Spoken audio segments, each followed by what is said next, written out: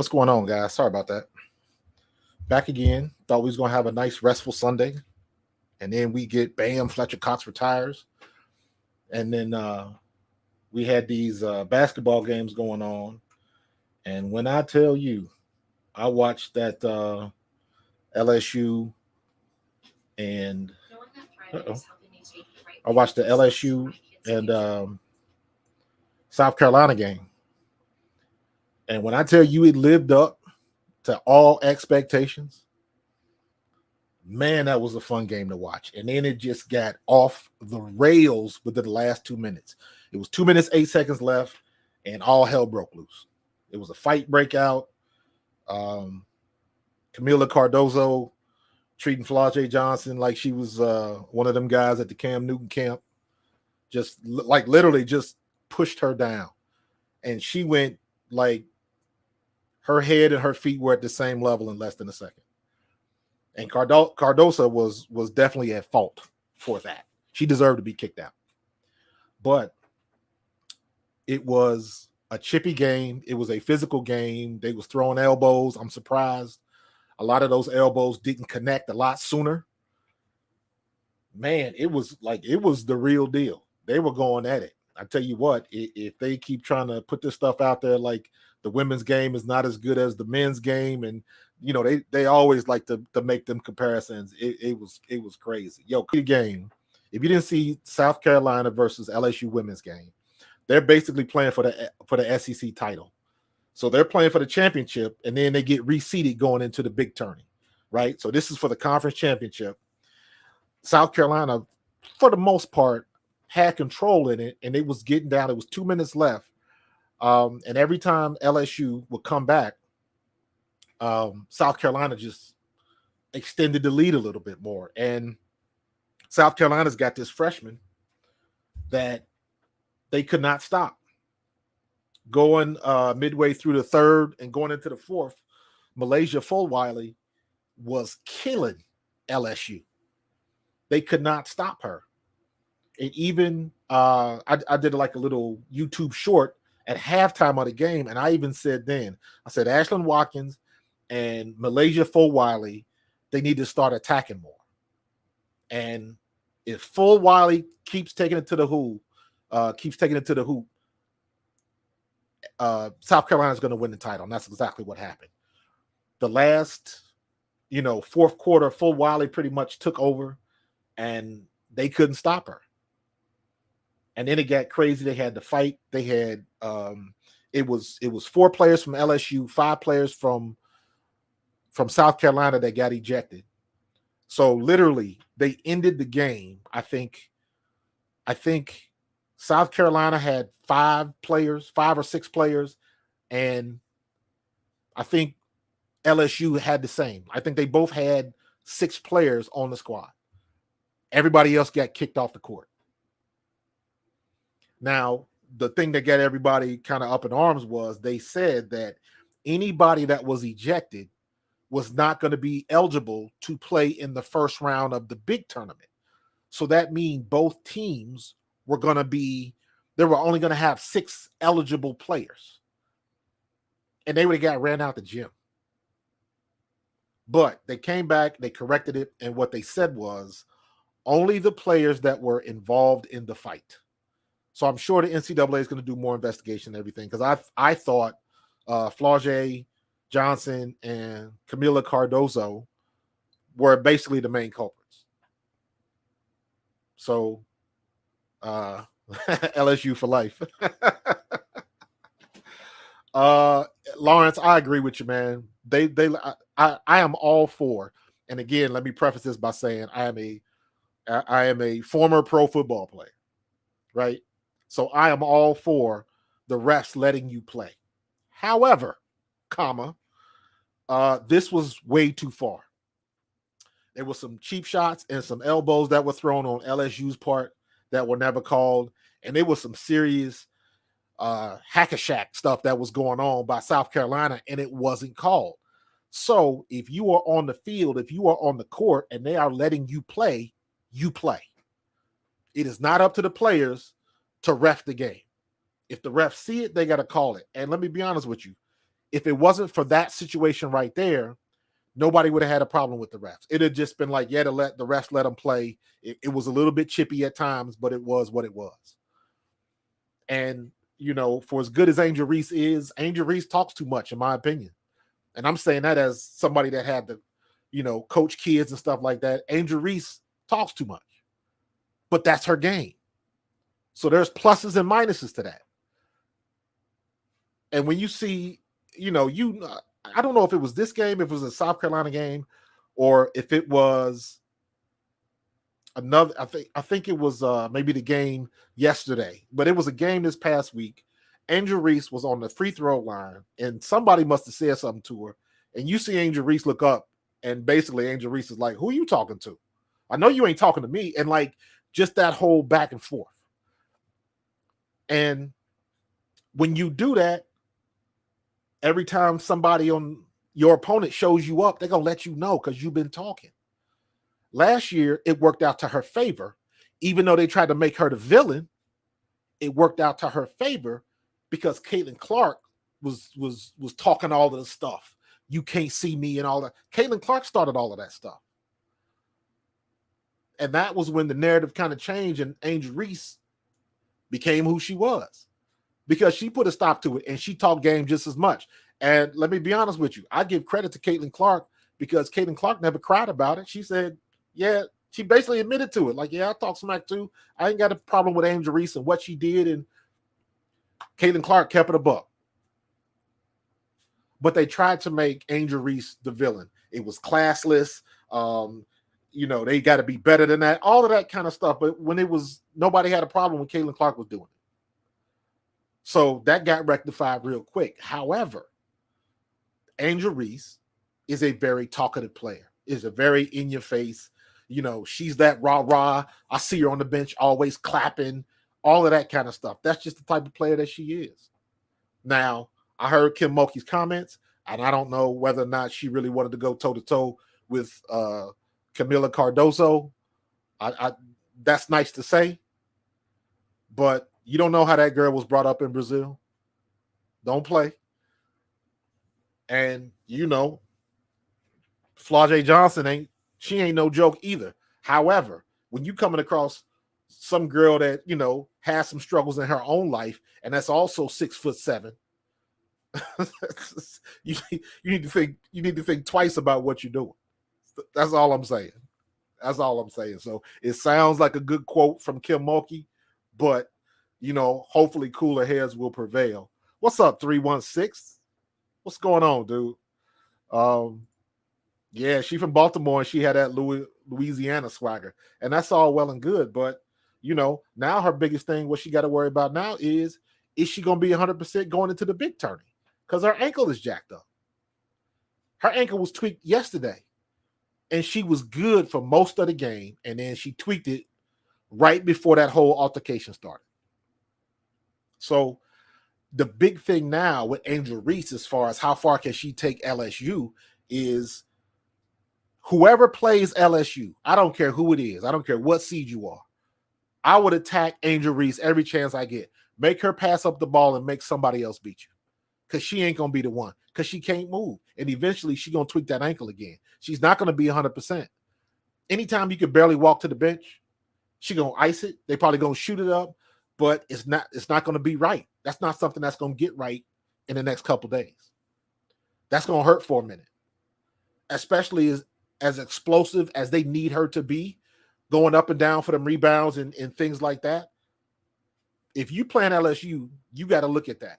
So they got some players coming back from injury. The girl Powell is coming back. So LSU got some more bullets in the chamber too.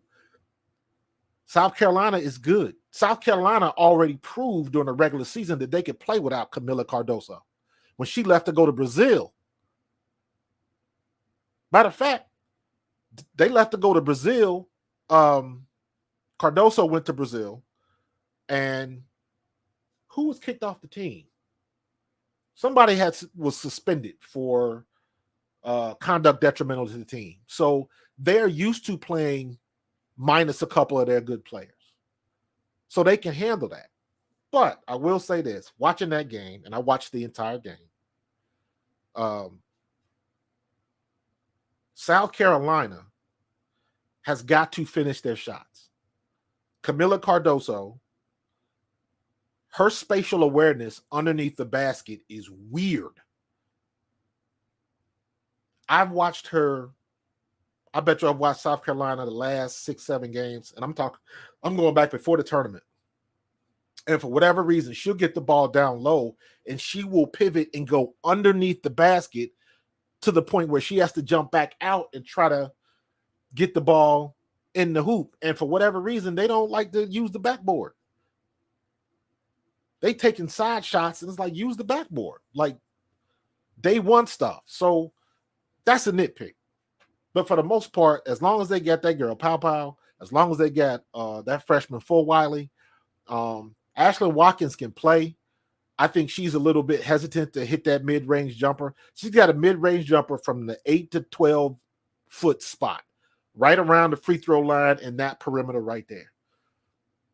And they always run that play where she dribbles across the top of the free throw line and she either dishes it off back to the top of the point, to the top of the key, or she kicks it to the corner, but that shot for her is always open and she can hit the shot. So I don't know if that's a call play, but they giving it to her and she don't take it. So, you know, I don't know what they're going to do, but they got some issues that they got to worry about because they're not going to be at full strength. So it's going to be an interesting one. So let me see. Who are you talking about? You said Moreau, right? Yeah, Moreau's no joke, man. Anisha, she's no joke. That was the girl with the black eye, wasn't it? Dave, I'm with you, bro. LSU, South Carolina was giving them the business, but LSU came back, and it was for a little bit. It was probably early in that fourth quarter. South Carolina just like they could not make it. They were getting rebounds, but they could not finish. They just could not finish. They, taking shots directly in front of the basket, not using the backboard. Like I said, Cardoso coming from underneath, trying to bank it off and just out of control. They were getting rebounds and they were turning the ball over. And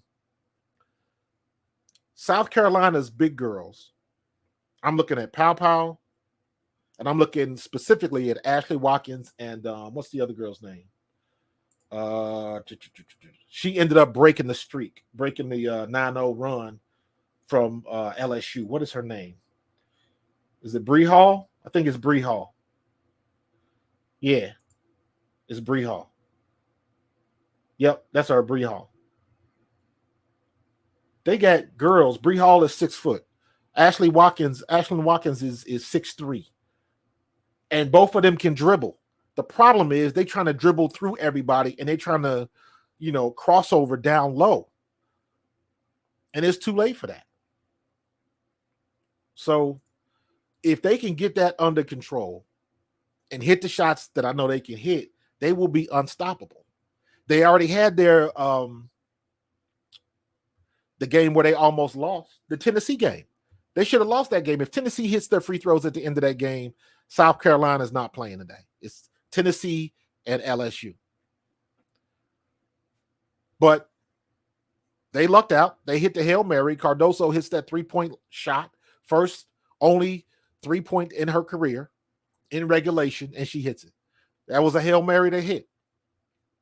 But they should have lost that game. Tennessee's got a right to be upset. Tennessee should have been in this title game today. Make your free throws. Got to make the free throws. Angel didn't want to get 4 fouls. Yep, I believe that. But they was all playing hack-a-shack out there. All of them. Refs wasn't calling nothing. So I guess they had decided that the refs were going to let them play. And let them play they did. But some of the jaw-jacking, that could have been squared away. It is not out of the realm of reason for the refs to pull both coaches together and say, hey, let's cut out the talking, let's cut out the elbows, and let's play ball. I've seen it before. I've seen it in the women's game. I've seen it in the men's game. I don't understand why they didn't do it in this situation right here. I don't know. But it was a good game. It's a shame that them girls that got ejected in the locker room couldn't come out and cut down the nets, all of that kind of stuff, if that's indeed what happened. Because I noticed that normally they show the net cutting ceremony. This time they didn't. This time it wasn't. Maybe they were showing online. But I'm wondering if they let some of the girls come out and participate in that. If not, you get what you get when you get ejected. You still gonna get the chip though. So yeah, Lawrence, you 100% correct. She bangs. Real talk, I wouldn't want any of these ladies to hook on me.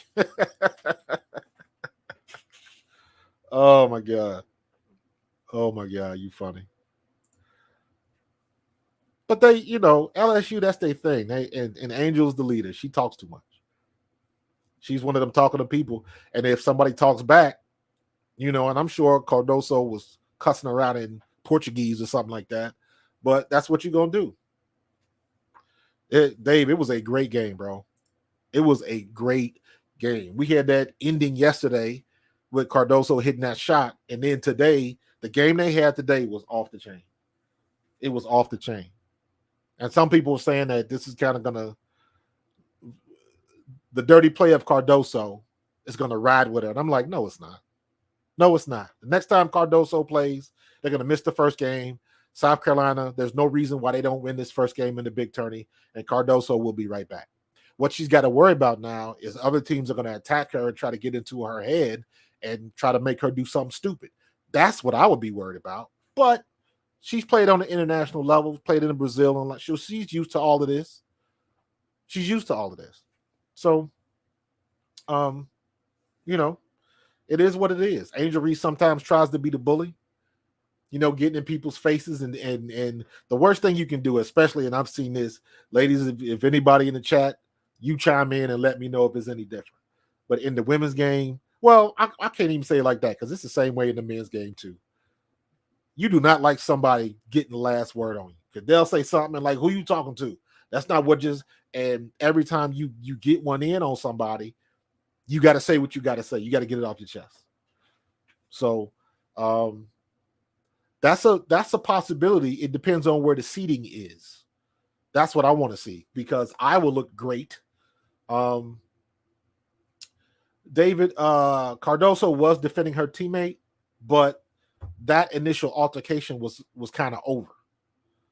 So, in my estimation, Cardoso took it overboard when she pushed her. Now, if she'd have gotten her face, said something, blah blah blah, you jaw jacking, okay, that's the emotion of the game coming into play. I get that, but for the other stuff, the push, nah. And as soon as that happened, I was like, oh, she about to get kicked out. And sure enough, that's what happened. Because you can't do that. You cannot do that. So,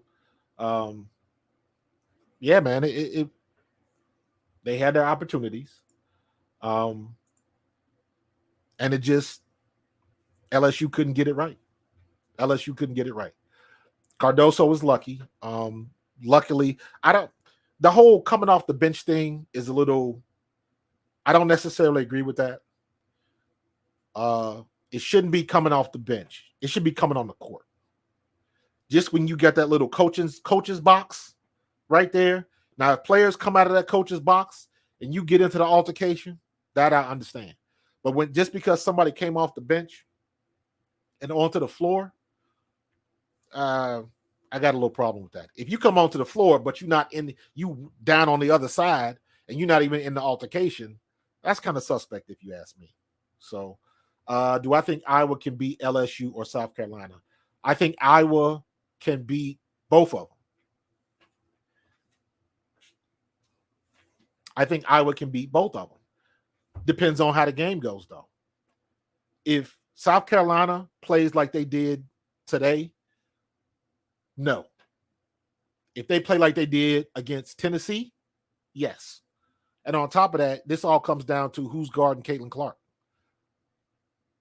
If that matchup does happen, you got to put Flau'Jae on Caitlin Clark because Flau'Jae is quicker and she can hang with her. Caitlin Clark is a good dribbler, but I don't think Caitlin Clark in my book does not have supreme handles. She's good enough to create her own shot. but she ain't out there looking like one of the Harlem Globetrotters or nothing like that. But she's good enough to create her shots, get that step back, and plus, she can hit them shots from the damn logo.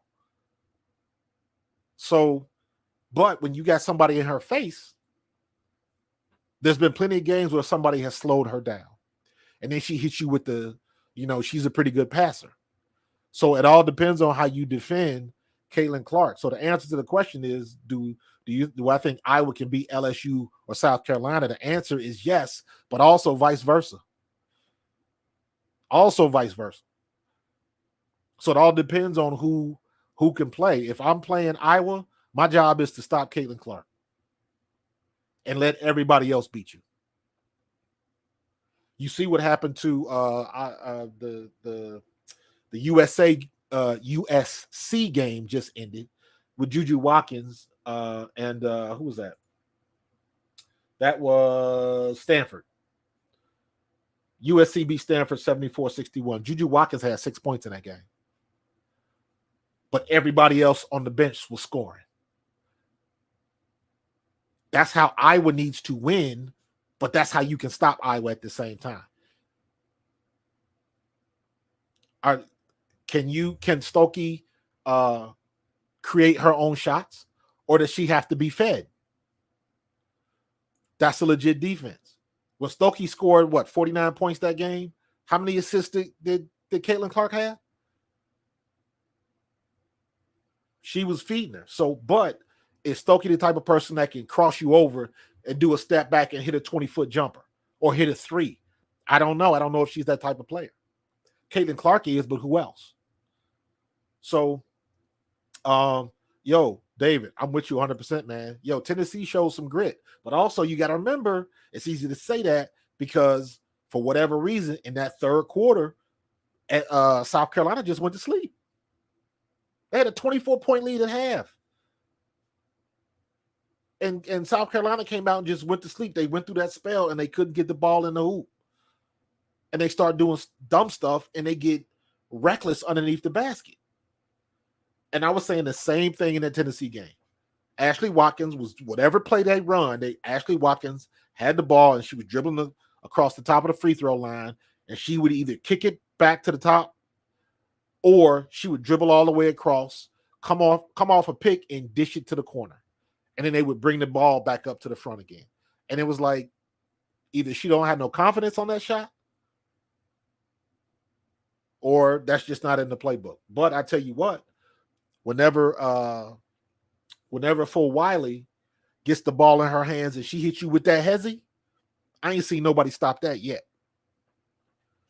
Flau'Jae is the real deal. I want to see Flau'Jae and Juju Watkins go at it because Flau'Jae can play. And today's first time I've really seen her hit threes like that in clutch situations. She can always get to the basket. But her jumper was on point today. Flau'Jae was unstoppable. And Moki said as much in the press conference. So they got a squad, man. South Carolina's got a squad. Flau'Jae ended up with 24 points, 2 assists. It seemed like she played more than 17 minutes.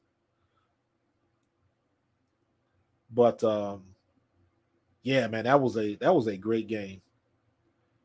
That was a phenomenal game.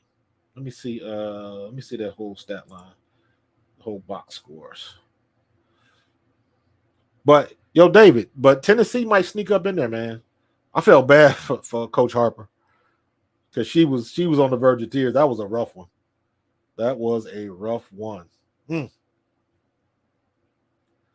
So Pow, who didn't play the last 2 minutes, yes, she did. I take that back. Yes, she did. She had 12 points and 5 assists. And she was 2 for 7 for 3. Ashlyn Watkins, she got to take more shots in my book. Sonia Fagan, she came in. LSU was on a 9-0 run, and Fagan took it to the hole like 2 times in a row and stopped that scoring drought for Carolina. And that was key because the momentum had flipped. The momentum had flipped. Now, it was kind of suspect because at that point, it was weird. LSU was getting all the rebounds, but they were getting offensive rebounds, but couldn't put the ball back in the bucket. They were getting like 2 and 3 offensive rebounds in the possession, battling underneath the basket, but for whatever reason, they could not put that ball in the bucket. And that's where a lot of fouls were just missed and not called. So it was a rough game to let them play. I ain't got no problem with that. But that's the risk you take in a championship game, especially when you got mouthy teams. So, but damn, that was a good game, man. Damn, that was a good game. Whew. And let me be honest with you. I have not watched one men's basketball game, college basketball game. It's been all about the women for the last month and a half for me. The women's game has been so much better with seeing what Caitlin Clark is doing, Carolina. And you know, me being a former Eagle, still in the Philadelphia area, I'm going to watch Dawn Staley. I'm going to watch Dawn Staley every chance I get. That Philly girl is making folks around here proud. Because if you're not from Philly, if you're not from this area, y'all might not know, but there was a little push not too long ago about trying to get Dawn Staley to actually coach the Sixers. That's how much Philly loves Dawn Staley. And I believe she could do it. But she in a good spot. You know what? Stay down there and keep winning them national championships, and you get yourself on that Pat Summitt level, because that's where she's going right now. And don't forget, she got 2 national championships, and the only reason she don't have a third is because they canceled the season because of COVID. So Dawn Staley is doing the damn thing all the way. Kim Mulkey, I ain't got nothing but love for her because everybody hate her for whatever reason. They don't like her. I've heard all of the stuff. But you know what? All you do is keep winning. If you're going to hate me, I'm going to make it worth my while. And the only thing she do is keep winning with her crazy outfits and the frizzies on the sleeves. And, hey, do you. But the girls she put on the court, them girls know how to ball. Them girls know how to ball. So, yeah, man. I love Dawn, man. She's the real deal. She's the real deal. And she understands. She knows how to talk that talk to get them girls to come down there. Because she's invested in them girls. And that's the good thing about Dawn. And now everybody sees it. Well, they've seen it. I think now she's just getting a lot more national attention because of that. Because the way things have gone with the NILs and the social media and stuff like that. It's even better. So congrats to her. Another SEC title game. Another SEC title. But now the real fun begins. Now March Madness starts. Because now they're playing for the real prize. And Angel Reese was 100% correct. We'll see him again. We'll see him again. And I know she was saying, you know, she's not scared. And I was like, hey, they ain't scared either. So it's going to be a battle. But if they play again, if they play each other again, that game is going to be about who can keep their poise. Because Flau'Jae has already shown that there's not too many people on LSU's team that can hang with her. Flau'Jae Johnson can't hang with Flau'Jae. If Flau'Jae does what she needs to do and she gets to drive into the lane, there's not too many people that can hang with her. You could tell, and I thought about this when I saw it because she did it. She started doing it a lot towards the end of the. She's been doing this all season. You can tell Angel Reese has worked out with Shaq. I don't know if anybody's ever said that because I know Shaq's come to all the games and they're friends and all of that kind of stuff. You can tell Angel Reese has worked out with Shaq. You can just tell by what she does when she gets the ball down low. Now, her jump shot is a little, I don't like her delivery, but, you know, it is what it is. She's been doing it this long. Don't stop on my account. But her low game, you can tell she's been working with some folks because the way she can stay low and then come up and initiate the foul right underneath the board. Yeah, she's doing it the right way. because when you get low, you come up with more power, and 9 times out of 10, you're gonna draw that foul. Because even with the only person that's not really good with is Cardoso, because she's so tall. She's 6'7", and she got her arms up. So now she got 11 feet coming over. So Cardoso, if you look at Cardoso when she's blocking shots or she's getting rebounds, all she's doing is standing there with her hands up, because it is so hard to get the ball over her hands. So her wingspan is super wide, and it's hard to get a shot, especially if you're trying to lay something up underneath the basket or you're just trying to bank it in. You got to adjust your shot. And because you adjust your shot, those are the hardest shots to hit when you're on either side of the bucket. Those are the hardest ones to hit, and somebody 6'7" sitting there with their arms up. So all Cardoso's got to do is stay down low and get those blocks and make people change their shots. And take the speed from Ashlyn Watkins and Flau'Jae and let them do their thing. Kick that out to Pow Pow and let her hit that 3. Yeah, dude. I thought that was kind of childish as well. And that sounds good as a vote of confidence for Angel Reese. But let me be honest with you. Angel Reese don't want that smoke. She don't want that. You don't know. Have you seen some of the favelas out there in Brazil? I am quite sure that Cardoso has probably gotten into a couple altercations in her lifetime, because people like her usually are the ones that get bullied. And there's some places in Brazil where that's not the place to play.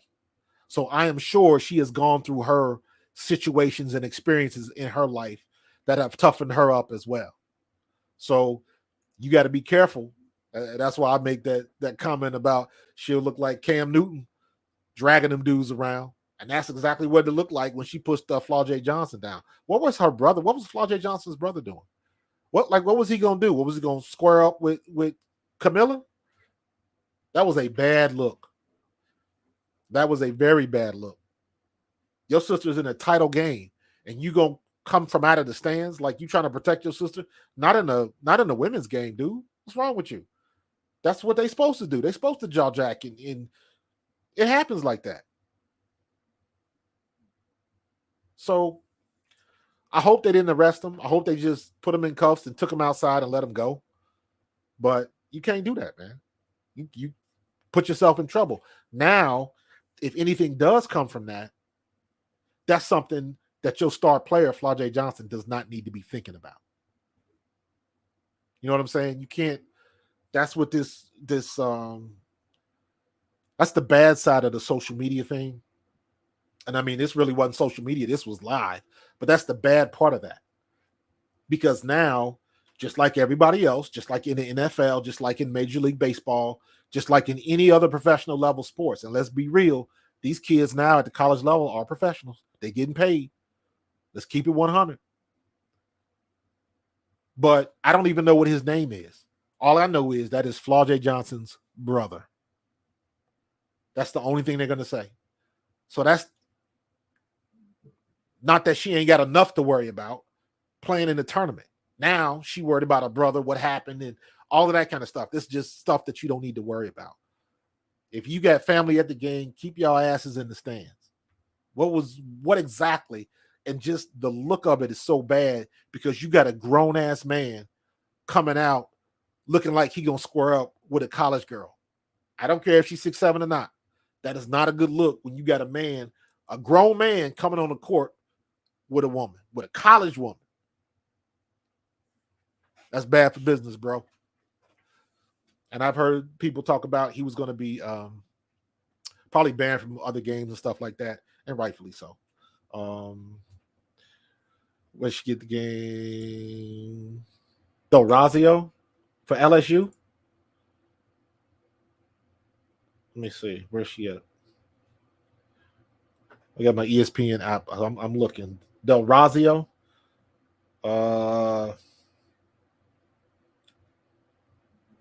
Oh, so okay, that's right. Poa. That's who he's talking about. Aaliyah Del Razio. Ooh, 6'6" from the Bronx, and she ain't playing. She did play. She got in the game tonight. She had a couple free throws. That's the girl. That's the Mack truck. Yeah. Okay. Look like she playing behind. She got to work for the minutes, but I agree. If you 6'6", she need. And the one thing about Cardoso, she got them long strides, and she got big girls disease. And what I mean by that is normally tall girls 6'3", 6'4", 6'5". This girl is 6'6". They've never had to jump. So women like that usually don't have good vertical leaps. Usually they have, all they got to do is just hold their hands up. Now, you look at Juju Watkins, you look at Ashlyn Watkins, you look at there's I can't remember her name. There is a young girl coming out of Canada. This girl is 6'3", and she is dunking with both hands. Both hands. And it ain't like, remember when the girls used to dunk back in the day and they used to barely get the ball over the rim? Like Ashlyn Watkins, boom. She getting some. This girl, I got to find her name. I'm going to look that up. But this girl goes up with two hands and she gets it in. Let me see. I know I can find that. But yeah, man, Del Razio, yeah, I want to see her some more. I'm with you. I want to see her some more.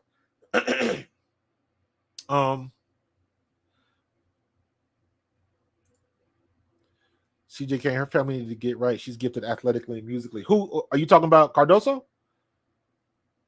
Who's gifted athletically and musically? And how? What does she play? Or does she sing? Or like, what does she do? I've never heard that. Depending on who you're talking about. I'm assuming you're talking about Cardoso. So CJ, make that plain. Let me see. Flau'Jae. Oh, yeah. Okay. I didn't know if Flau'Jae was. What does she do? Does she sing or does she play an instrument?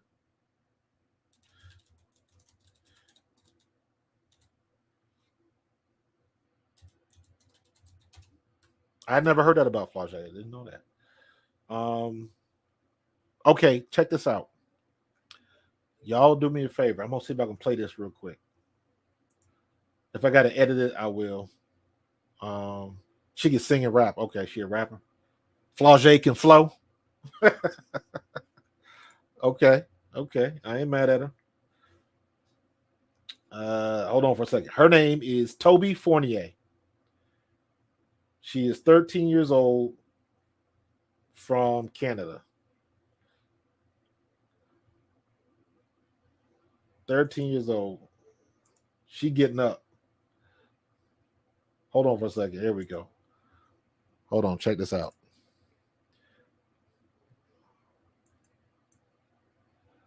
Let me move my logo real quick here. Yeah, her name is Toby Fournier. I believe she's 13 years old, and she gets up. She gets up. So, you know she could block, and she got length, and just being able to put the ball on the court and go. But I want to see that dunk again. I want to see them dunks again. There you go. Now watch the dunk with two hands. She gets up and she got a little bit of authority. She got a little bit of authority. That's what I'm talking about. That's what I'm talking about. And that's what's coming. I wonder who's gonna get her, because they recruiting out the behind to get her. So now, and I remember seeing the first time Ashlyn Watkins dunk. I was like, oh, that's a real dunk. That's a little bit of elbow flaring. Bow. So I like to see stuff like that, man. I like to see stuff like that. I'm on Lawrence. I'm gonna have to look up Flau'Jae stuff. I'm old school. I'm classic hip hop. So a lot of this new stuff I ain't feeling, but I'll give somebody a try. If I don't like it, I don't like it. Don't mean that I'm hating. So who said that? So, man, it's been a crazy day today. This game, Fletcher Cox. It has been an emotional ride here in the Philadelphia area. So,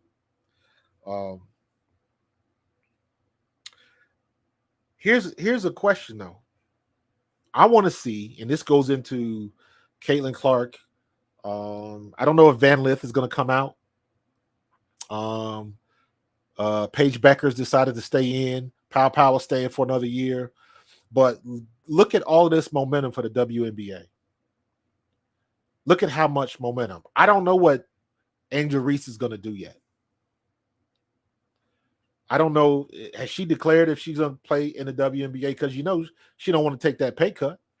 But that doesn't mean her NIL deals have to stop. But, oh, yeah, we the same age. I'm 53, bro. Yeah, I'm wondering if Angel Reese is going to declare for the WNBA. Because it seems to me, this is just my opinion, that she's not dedicated to it. She done made too much money off the court, being an influencer and living that life. And it just seems to me that she don't want to put in that type of work. Or if she does go to the WNBA, she's going to try to moonlight, and she's not going to be as serious as other people, and that might cause problems. They already throwing hate at Caitlin Clark, and she ain't even in the league, but they're going to have to get used to that because Caitlin Clark is a needle mover. And Caitlin Clark is putting butts in seats, and Caitlin Clark is going to bring attendance to the game that the WNBA has never had. And what that means is when your attendance goes up, the money goes up. When the money goes up, everybody eat. So WNBA marketing better figure out a way to roll out the red carpet. And Indiana, they would be crazy not to play this girl.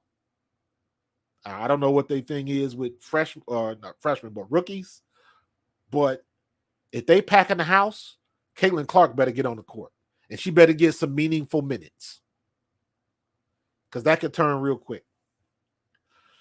I played for the Eagles in 93 and 94. I played with like Seth and Clyde and Randall Cunningham and Herschel Walker and Wes Hopkins and Eric Allen and William Thomas and Byron Evans and that whole group. 93, 94. That was the last little piece of that gangrene defense. I was a running back. So didn't really play much. 93, I made the squad as an undrafted free agent out of Eastern Kentucky. I was the all-time leading rusher in 1AA history for about 10 years. And when I came out, didn't get drafted, signed with Philadelphia. And then in 94, they drafted Charlie Garner. So I was in there, and then I got cut, bounced around in some camps a little bit. Then I joined the World League when the World League restarted in 95. So 5, 6, and 7. I played in the World League in Scotland, won a chip, won the World Bowl in Scotland in 1996. And then in 97, I played in Canada for a year before I hung it up. So that is my professional football story, and I'm sticking with it. So, but yeah, man, it's very nice to see what's going on with the WNBA. I saw that the Las Vegas Aces had sold out their season tickets already. So already they're building momentum. I think that's what Kelsey Plum is. Am I right? Let me see. Kelsey Plum. She with the Aces. Yes. So she's with the Las Vegas Aces. And let me be honest with you. Oh, you went to Western Kentucky. Okay. We hate the Hilltoppers. You know how that go. I had some good games against Western Kentucky, bro. Shoot. They used to hate to see me come down there in Bowling Green. But yeah, man. That's funny, man. Small world. Matter of fact, one of my homegirls played at Western Kentucky. If you were down there, her name was Kim Norman. She played on the women's basketball team. She was from my high school. We went to high school together. She played with my twin sister. My twin sister went to Kentucky State. So I was at Eastern Kentucky, and my twin sister was at Kentucky State. And yeah, man, we used to come down and bang down in Bowling Green, the Hilltoppers. Yeah, I remember that. Fun stuff, man. Back when the OVC was a thing. don't know what the conference is or what Eastern Kentucky is in now. It's so much has changed now. But yeah, man, that's funny, man. 6 degrees of separation, bro. Small world. See, damn Hilltoppers got me losing my train of thought. The WNBA. How do you think the WNBA is going to benefit off of all of this hype behind Caitlin Clark? Because if they play it right, everybody can eat.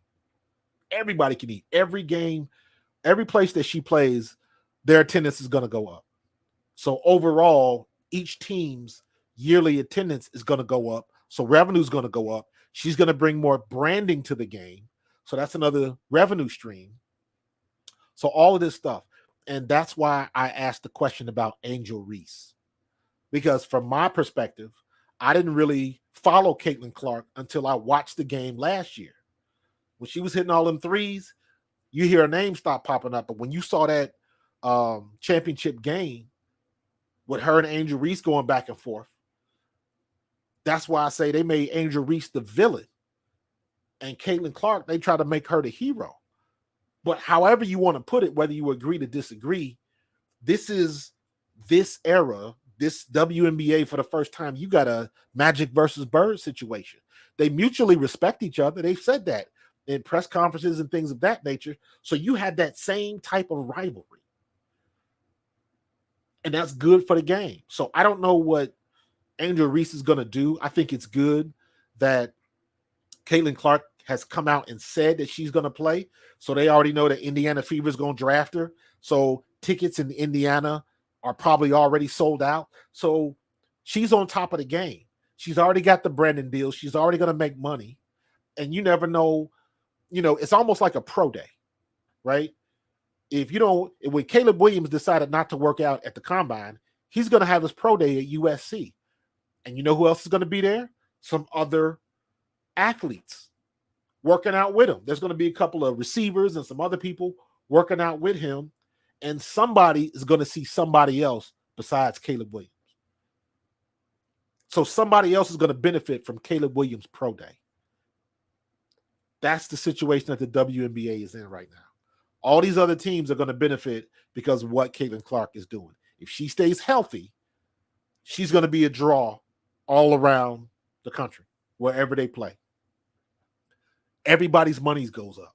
So somebody's going to jump on another team with a branding deal and an endorsement, different things like that. And that is how the WNBA can make this money outside of people buying tickets. On top of the people got to buy tickets. I'm sure everybody that follows the WNBA has seen that bit by what's his name? Bill, what's the comedian name? Bill Burr. Everybody's seeing that bit that Bill Burr does about how women failed the WNBA. And there's a lot of truth in that bit. If you haven't seen it, look it up. Just type in Bill Burr and the WNBA and you'll find it. And he was kind of telling the truth. But you've got somebody coming in Caitlin Clark who has Tiger Woods influence. What do I mean by that? Tiger Woods will go down as arguably the best golfer ever. You can argue about it, but the fact that you're even having that conversation and it is a legit conversation, there you go. Tiger Woods can be considered the greatest golfer ever, right? When Tiger Woods came in the game, you had so many black kids and black folks that started watching golf that had never watched golf before, ever. And they started watching because of Tiger Woods. Caitlin Clark is doing the exact same thing with the WNBA, period. She doesn't have to be the best player. She doesn't have to be rookie of the year. She doesn't have to be none of that. If she is, that's icing on the cake. What she is the biggest draw the WNBA has ever had, period. It's not Cheryl Swoops. It wasn't Rebecca Lobo. All them girls coming from, it wasn't Diana Taurasi coming from UConn. That whole nobody in the WNBA, nobody in women's sports has ever seen anything like Caitlin Clark before, because Caitlin Clark was in the right place at the right time. That's the way it just happened for her. It could have been anybody else, but it was Caitlin Clark. She was at the right place at the right time. She had her villain, and then it was Angel Reese. They won the chip, but everybody started paying attention to Caitlin Clark. Yeah, Caitlin Clark is, you want to call her Larry Bird? That's fair. That's fair. Because Larry Bird lost to Michigan State. But the rivalry started. And I'm not sure just how I look at sometimes how Angel Reese operates. Is she aware of that? I would think that she is, because she spends so much time, or at least she says, she talks to Shaq all the time. And Shaq is one to really tell you about history and how it changes things. So I would think that she already has that knowledge. But again, I don't know if she wants to commit to all the extra stuff because, again, let's be honest. She go to the WNBA, she going to take a pay cut. Not that she couldn't keep those endorsement deals, but while you're playing, that's time you could be spending making new deals. And you're giving that up to play in the WNBA to grow that game. So it all depends on what she wants to do. Because rest assured, Caitlin Clark is going to need a foil. Caitlin Clark is going to need a villain. And everybody already knows her. Everybody already knows Angel Reese. And again, they have the mutual respect. So they don't like each other, but they like each other. And that's exactly what you need. So wherever Angel Reese may go, if she makes that decision, every time they play each other, it's going to be a packed house. Every time. And it's already started. Everybody's hoping that some point in time in the big tourney, that Iowa and LSU are going to meet. Do they have a chance to go back to the championship and have a rematch? Absolutely. But again, we're going to have to wake up tomorrow and we're going to have to look at the seedings and figure out what's what. Because it's going to be an awesome tournament. And it's going to be fun to watch. Definitely fun to watch. So she has her foil. I don't know what she's going to do. I don't know. But everybody's got options. And the WNBA has never been in this spot before. And it's awesome. It's a great spot to be in. Everybody's going to eat. So I want to see what they're going to do to it. Or with it, I should say. But, and here's the thing, because let's be honest with you, the WNBA is going to have to play a little favorite. You have to play some favorites. Because you got to find a way to keep this momentum going.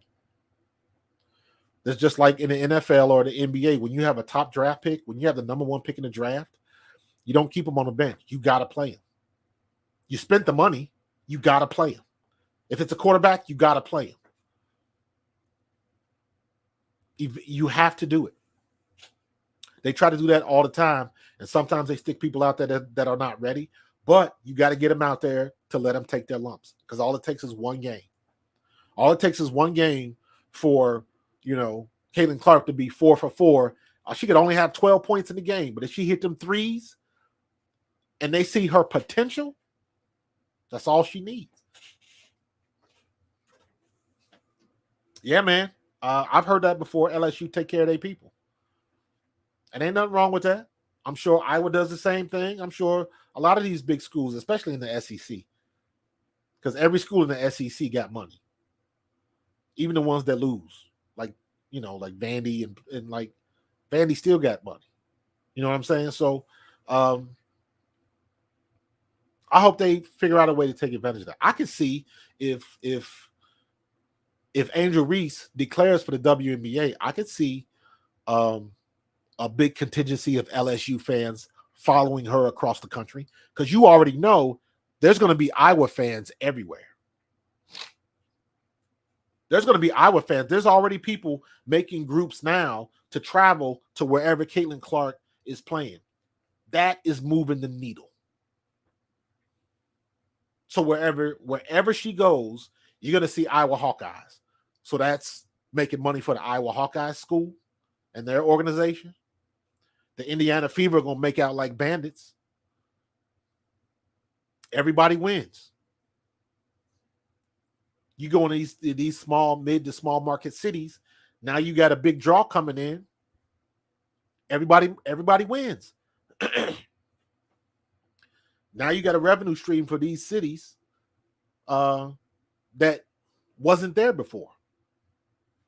Because let's be honest, WNBA wasn't generating that type of money. Now they are.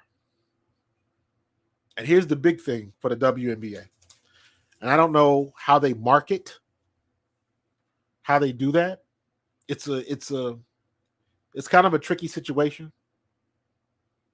We already know they get girls' camps and bringing the girls in and all of that kind of stuff. But the WNBA can't rely on all girls and all women. It's got to be, men have got to come to support it. And I think they had that opportunity with Caitlin Clark, because I'll use myself as an example. If Indiana Fever comes to Philadelphia for whatever reason, I'm going to try to take my granddaughter, where any other time I wouldn't be worried about it. I did not watch. I didn't realize who Kelsey Plum was. I had heard of her and I knew what she did. I didn't know. I'd never seen her. Or let me say that again. I had seen her before, but I did not know that was who she was. I didn't know that was Kelsey Plum. You know, when I first saw Kelsey Plum and recognized who she was, when I look back on it now, the first time I really saw her, and it was like, oh, she must be a basketball player or something. She was on Kevin Hart's thing where they get in the cold tub. I saw her there, but I was watching, but I wasn't paying attention. So there was in passing. But I was watching an NBA game. I don't know who it was, and she was throwing T-shirts into the crowd. And I was like, I know I've seen that girl before. And there was one position. It was her dad was at the game, and her dad was in one of the suites. They're kind of like not the upper deck, but kind of like in the middle after that first deck. And she threw a T-shirt, and she launched it. I was like, this girl could be a quarterback. But they kept showing that replay over and over of her throwing a T-shirt to her dad, and she hit the dad. And then I put two and two together, and I was like, oh, that's who Kelsey Plum. Okay, because the only real WNBA player like I knew of course, you knew Swoops and all of them, and Rebecca Lobo and Taurasi, all of them from the past. But these new girls, the only girl I knew the name Kelsey Plum, but I didn't place a face. The only girl that I really knew was Kelsey Mitchell. And the only reason I know Kelsey Mitchell is because I played football at Eastern Kentucky with her dad. Mark Mitchell is my frat brother. And that's the only reason I know Kelsey Mitchell, and I follow Kelsey Mitchell for that reason. When she was at Old State, when she got drafted by Indiana. Other than that, there's not too many people in the WNBA I can name. I can name all the WNBA players that I know of on three fingers. I know Diana Taurasi still plays. I know Kelsey Mitchell still plays. I know Kelsey Plum still plays. I would have to struggle to think of other names. Now, when you get to fast forward to now, right? And I can rattle off Caitlin Clark. I can rattle off Stokey, Full Wiley, Ashlyn Watkins, Pow Pow, Juju Watkins, Paige Beckers. Who else? What's the girl? Her name's escaping me, but the big tall girl that just came back to UCLA. So my point is that now for me, for someone who is not your average fan, I have not been following the WNBA, let alone women's college basketball, until last year. I can rattle off college players' names, but I can't rattle off the pros. That's about to change. Lawrence, I'm right there with you. I'm 100% with you. But to my point, that's about to change. Your comment is about to change. And the WNBA has to be ready for it. And they got to have the marketing in place. And they got to have the management. And they got to make this thing work. That is the only way this is going to survive, because this is their best opportunity. They are about to get a serious steroid shot of money and exposure in the league. I'll be watching the WNBA next year because I want to see what Caitlin Clark does and a lot of these other girls that I've been watching in the college game. And I'm going to be watching this all the way because I want to see Full Wiley go to the WNBA. I want to see Juju Watkins and Paige Beckers and this young kid coming out of Canada that's dunking with two hands. I want to see all of that. Because now I'm familiar with them. Now I will follow them because now I am invested. That's the key. I'm invested. And I understand that. When I went into the World League in 95, 6, and 7, London, Scotland, Barcelona, Amsterdam, Dusseldorf, Frankfurt, 6 teams. Scotland was the city that nobody wanted to go to. They didn't have a big nightlife. They were a soccer, like all the other cities in Europe. They are a soccer and rugby country. They had a good rugby team. They had a decent soccer team, Glasgow Rangers. But like everywhere in Europe, soccer is king. The real football. Frankfurt, Germany, off the chains. 30,000 at games. Because there's such an American military presence in Germany, they already knew, they were already watching over there. You had a lot of Americans over there, so they knew NFL football. So it was easy to make that connection. Dusseldorf was the same way, but not as impactful as Frankfurt was. Frankfurt was that city. Frankfurt was a number one. Amsterdam, a little bit better, but not so much. That's a soccer place. Everybody wanted to go to Amsterdam for all the other reasons. I'll let you figure that out. Barcelona was cool. Barcelona had decent participation, but another soccer country, but they embraced it. And now I'm looking at all this international stuff, and I understand the Eagles are going to Sao Paulo, Brazil for game 1. All of the games they had in London and all of that kind of stuff. Now I get to see the fruits of what we did in the World League, and now I understand it. Now I understand it.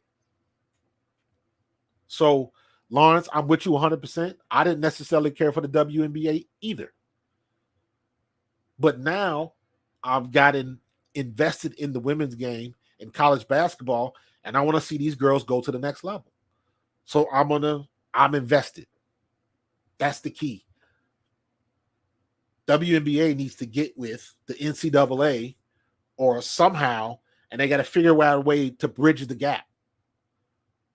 So all of these people that are getting invested now, and I think the social media and everything has a lot to do with it, because you get more traction on Twitter and Instagram and all of that kind of stuff than you do any other time.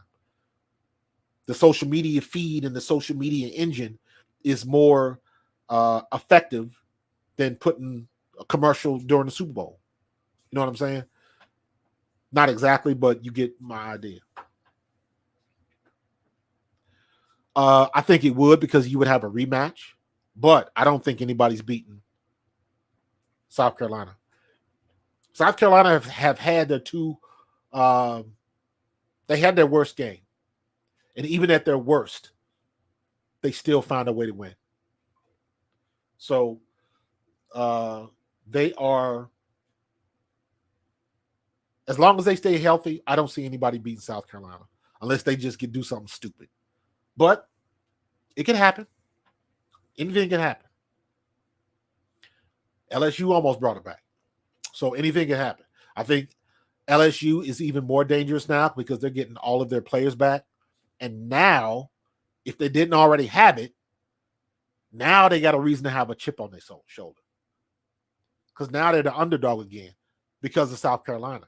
So the worst thing you can do is give a good team a chip. I'm in Philly. We know what an underdog is. We know what it means. We know what that does and how that drives you. So,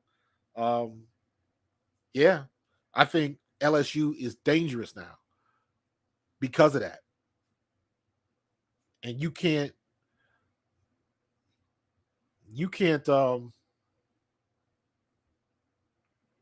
discredit that. that means something when the team's coming out and they feel disrespected. You're not giving them their props, whatever it is. Make up whatever you want to make up. Sometimes it's true, sometimes it's not. But if as long as they got that mindset, you know, Angel Reese said it. We ain't scared. They not scared. And I like that she said that, even though I griped earlier about her being too talkative, but that's her game. She ain't shying away from it. That's just not what I would do. I ain't mad at her, but I like the way she put it. She said, we ain't scared, and they ain't scared either. I like when she put it that way. That made sense to me. Ha ha ha. Just gonna put a little sprinkle, a little dust in the gumbo. It's gonna, I'm telling you, man, this March Madness for the women's game, I've never seen it like this before. And I think it is, again, like the comment I said about Caitlin Clark earlier, the right place, the right people at the right time. With the way social media goes and just the way the information is disseminated and us being content creators already talking about it and like all of that stuff, man, it is incredible. And I think this tournament is going to be off the freaking chain, man. It's going to be off the chain. I can't wait. So that did they, let me see. I want to see if do they have a bracket yet? Women's bracketology. So 1:30 a.m. scheduled conference tournaments. So I think all the tournaments are done now. Tournament brackets. There we go. I don't see it. Bracketology. Ah, dang it, this is the same stuff. So they don't have official brackets out yet. Maybe I'm on ESPN. Probably gotta check some more sites. But I don't see, if you guys see any brackets out yet, let me know. Because I'm definitely gonna fill out a bracket for the women's game. I have no desire to pay attention to the men's game right now. I might fill out a bracket just to do it, but I'm so invested in the women's game right now, and I'm having so much fun watching these girls play. Like, all my focus is on the women's game right now. And I want to see Caitlin Clark, and I want to see South Carolina, and I want to see LSU, and I want to see Juju Watkins. And I want to see UConn because I want to see Paige Beckers. So let's get to getting. This has been awesome, man. Great day. Started out good. I said it earlier. This is my second time streaming today because earlier the news came out about Fletcher Cox retiring, and then I jumped on top of that. And then I knew I was going to watch the games. So, and then this LSU game, this South Carolina game, oh my God. And then Dawn Staley winning. And of course, after what happened yesterday, I about scared my poor wife to death because Cardoso hit that shot and I jumped out my seat. She was like, what happened? What happened? So it has been phenomenally exciting for the girls' game. And they got to figure out a way to keep that momentum going because they need it. And this is going to boost everything up. I'm very curious to see, and I'm sure I can jump on some sites and find out. I'm going to look for that. I'm very interested to see overall when this is all said and done and we have our national champion. I want to see what the ratings are between the men and the women's because the women has been so good. And I know sometimes you get in a bubble because I am paying so much attention to it. And I'm always like, yo, did you watch this? Did you watch that? Because I'm seeing it. But the majority of people are still watching the men's game. Country said, good luck with Kellen Moore. I appreciate you, man. I think Kellen Moore is going to be good. Oh, my bad. I think Kellen Moore is going to be, I think he's going to do some things. He can't do any worse than what Brian Johnson was doing. So it is what it is. I'm good with that. I'm good with that, man. So do me a favor. If you guys haven't already, smash that like button. If you haven't subscribed to Pro Fan Talk, please do. I can appreciate it. I'm trying to grow, trying to grind and grow, man. That's what I do, grind and grow. And hit me up on Facebook. I have a Facebook group called Pro Fan Talk. Hit me up there so I can get everybody's information. So when I start streaming in the future everybody will get that notification and we can keep this live chat going, man. I like talking to people. I will go back and forth with you. I am not trying to have a monologue. I'm trying to talk with you, see what's going on, see what you're feeling. Country, are you what kind of fan are you? Who's your squad? Clearly it's not the Eagles, so who's your squad? Please don't say Cowboys.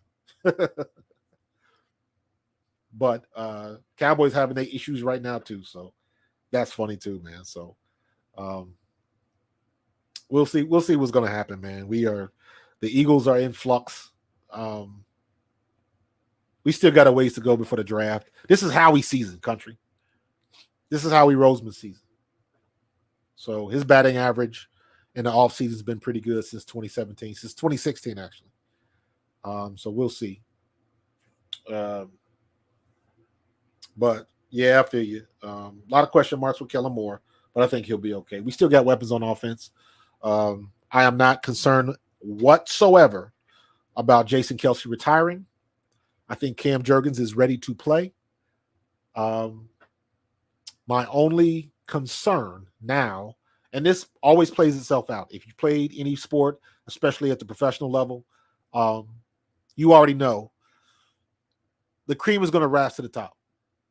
So my concern for the Eagles is who replaces the leadership of a Jason Kelce? Who replaces the leadership of a Fletcher Cox? That is the question. We still got Brandon Graham. We got one more year of him, and he's going to be the wily vet. And basically, he's going to be the go-to guy. He's going to be the old wise sage in the locker room. He's going to be the guy that the young kids go and talk to. But you still got to fill those two spots, the two vacancies left by Fletcher Cox and Jason Kelce. Now, eventually they will figure that out. It happens all the time. Because every time you bring a group of men in camp, playing a sport, basketball, baseball, hockey, it doesn't matter. Eventually, the personalities will bubble up, and you'll figure out who do the people on the team want to follow. That's when you know you'll have your leader. And what makes it even better is some of those guys that everybody wants to follow, they're going to be a Pro Bowl type player. So it's going to happen. As far as our play, I trust Kellen Moore can run an offense. He helped Dak Prescott throw for 4,700. Jalen Hurts is going to be just fine. I don't know what we're going to do about Saquon Barkley or DeAndre Swift. Either one is fine. I'm partial to DeAndre Swift. I like it when we get a kid from here. He's from here. He's from this area. Keep your homeboys at home. He only rushed for 1,000 yards, and we didn't even use him right. We never threw him the ball. We talked all of that smack about throwing the ball, and we never did it. So hopefully Kellen Moore can see the pieces on the board and use them effectively. I trust that he can do that. I don't mind Nick Sirianni being a CEO coach. I have no problem with that. You go back and look at some of the greats. Jimmy Johnson, Bill Parcells, Reeves down in Denver. A lot of them guys didn't call plays. They had a good group of assistant coaches. But back then, you can keep assistant coaches for a longer period of time, it seemed like. So we'll see. But I got faith. But everything's going to revolve around what Howie does with the draft. So, because we got to get our defense together.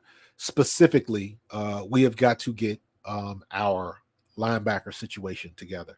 Our secondary is going to be fine. Our defensive, even with Fletcher Cox retiring, I still think our defensive line is going to be fine. We've got somebody to back up Jalen Carter. We got Ojomo. We got Milt Williams. We're going to keep either Hassan Reddick or Josh Sweat. Now, if both of them end up walking, I'll be a little concerned about that. But then again, we still got free agency to deal with. So we've got a lot of room to make some things happen in a lot of time. So it's not over with. A lot of changes and a lot of moves, moving and shaking is still going to happen next couple of weeks. And we got some room to get it together. So it is definitely not doom and gloom in my book when it comes to my Philadelphia Eagles.